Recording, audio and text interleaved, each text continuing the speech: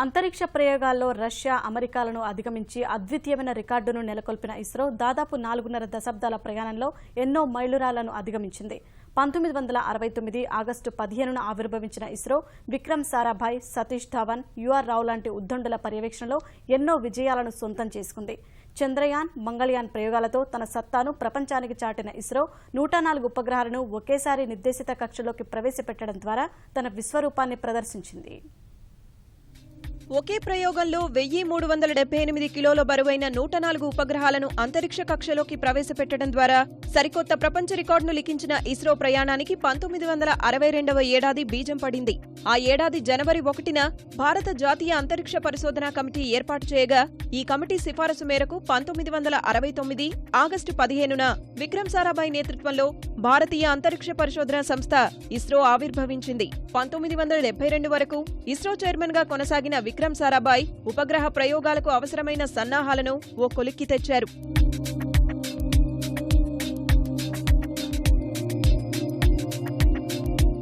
1972లో విక్రమ్ సారాభాయ్ నుంచి బాధ్యతలు అందుకున్న సతీష్ ధావన్ హయాంలోనే ఇస్రో తొలి ఉపగ్రహాన్ని ప్రయోగించింది.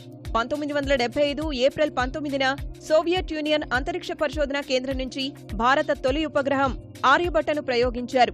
మరో 4 ఏళ్ల తర్వాత 1979 జూన్ 7న భాస్కర-1 ఉపగ్రహాన్ని ప్రయోగించిన ఇస్రో 1980 జూలై 18న సొంతంగా అభివృద్ధి చేసిన సోలార్ లాంచింగ్ వెహికల్ SLV-3 ద్వారా రోహిణి ఉపగ్రహాన్ని ప్రయోగించింది.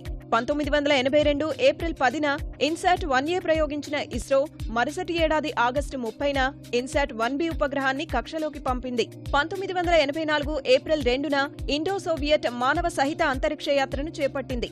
ఈ యాత్రలో ప్రముఖ ఆస్ట్రోనాట్ రాకేష్ శర్మ రష్యా రోదసీ కేంద్రం సాల్యూట్లో 8 రోజులు గడిపారు. సతీష్ ధావన్ నుంచి ఇస్రో పగ్గాలు అందుకున్న యుఆర్ రావ్ హయాంలో ఇస్రో ఎన్నో విజయాలు అందుకుంది. 1987 మార్చి 24న ఆగ్మెంటెడ్ శాటిలైట్ లాంచింగ్ వెహికల్ ను తొలిసారి ప్రయోగించింది. 1992 జూలై 10న ఇన్సాట్-2A ఉపగ్రహం, 1993 జూలై 23న ఇన్సాట్-2B ప్రయోగించిన ఇస్రో 1993 సెప్టెంబర్ 20న తొలిసారి PSLV-ని ప్రయోగించింది.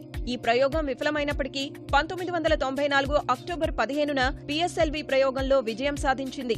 అప్పటినుంచి PSLV ద్వారా ఎన్నో విజయాలు అందుకున్న ఇస్రో 1999 మే 26న తొలిసారి విదేశీ ఉపగ్రహాన్ని కక్షలోకి పంపింది.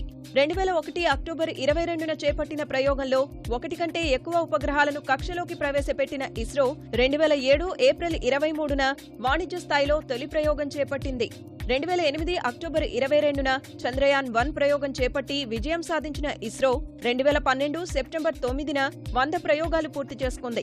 2013 జూలై 1న IRNSS-1A ప్రయోగం చేపట్టిన ఇస్రో దేశీయ నావిగేషన్ వ్యవస్థకు నాంది పలికింది. ఈ ఏడాది చివరికి భారత్కు సొంత నావిగేషన్ వ్యవస్థ అందించనుంది. 2013 నవంబర్ 5న మంగళయాన్ ప్రయోగం చేపట్టిన ఇస్రో 2015 సెప్టెంబర్ 15న తొలిసారి అమెరికా ఉపగ్రహాలను రోదసీలోకి పంపింది. 2016 జూన్ 22న ఒకేసారి 20 ఉపగ్రహాలను కక్షలో ప్రవేశపెట్టిన ఇస్రో ఇప్పుడు 104 ఉపగ్రహాలను పంపడం ద్వారా కొత్త రికార్డును నెలకొల్పింది.